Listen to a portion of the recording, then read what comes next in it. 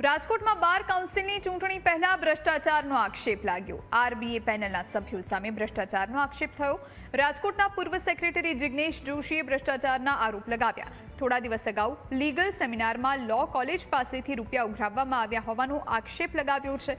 400 વકીલો પાસેથી 2500 રૂપિયા ફી લીધી અને લો કોલેજ પાસેથી 16 લાખ રૂપિયા વસૂલ હોવાનો આરોપ આયોજક દિલીપ પટેલ, બારના પ્રમુખ પરેશ મારુ અને સુમિત વોરા સામે લાગ્યો। બારની ચૂંટણી પહેલા જ આરબીએ પેનલ સામે ભ્રષ્ટાચારનો આક્ષેપ લાગતા બારની ચૂંટણીનું રાજકારણ ગરમાયું છે। બાર એસોસિએશનની ચૂંટણી 19મી ડિસેમ્બરે યોજાશે। સમરસ પેનલ અને આરબીએ પેનલ મેદાને છે।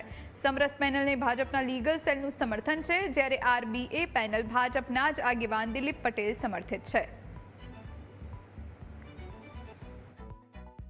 રાજકોટ બાર એસોસિએશનના નામે એક બોગસ ખાતું ખોલવામાં આવેલ, જેમાં રાજકોટ બારના પ્રમુખ પરેશ મારુ, હાલના ઉપપ્રમુખ સુમિત વોરા અને ટ્રેઝરર પંકજ લોંગાની સહીથી કેનરા બેંકના ખાતા નંબર 1200-372-07290 નંબરથી ખોલવામાં આવેલું હતું।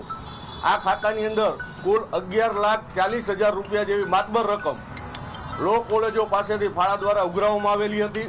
મારી માંગ સ્પષ્ટ છે કે આવા ભ્રષ્ટાચારી લોકો કોઈ પણ સંસ્થામાં હોય તેને કદાપી ચલાવી ન લેવા જોઈએ।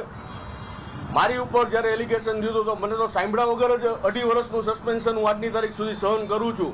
તો આ તો પુરાવા સાથે હું આપું છું, તો એ લોકોને પણ સસ્પેન્ડ કરી એમને પણ આગળની કાયદેસરની કાર્યવાહી ફેસ કરવાની તક બાર કાઉન્સિલ ઓફ ગુજરાત અને બાર કાઉન્સિલ ઓફ ઇન્ડિયાએ આપવી જોઈએ। એક સસ્પેન્ડ અમારા વકીલ જિગ્નેશ જોશી દ્વારા જે આક્ષેપો કરવામાં આવે છે એ બેબુનિયાદ આક્ષેપો છે, કારણ કે સેમિનારની અંદર એમના કહેવા મુજબ અમે બહુ પૈસા ઉઘરાવ્યા છે અને કોઈ પણ સારું કાર્ય કરો તો એમાં સ્વેચ્છાએ બધા દાન દેતા જ હોય છે। અને મારે કોઈ આક્ષેપનો કંઈ પ્રતિક્રિયા કંઈ કરવાની નથી, કારણ કે જે માણસનું કોઈ જમીન જ નથી, જે માણસના આક્ષેપના કોઈ એની પાસે પુરાવા નથી, જે આક્ષેપ એને કર્યા હોય કે બોગસ ખાતું ખોલાવ્યું હોય તો બોગસ ખાતા ખોલાવવાના પુરાવા ન હોય, એવા લોકોના સામે અમારે શું કહેવું જોઈએ।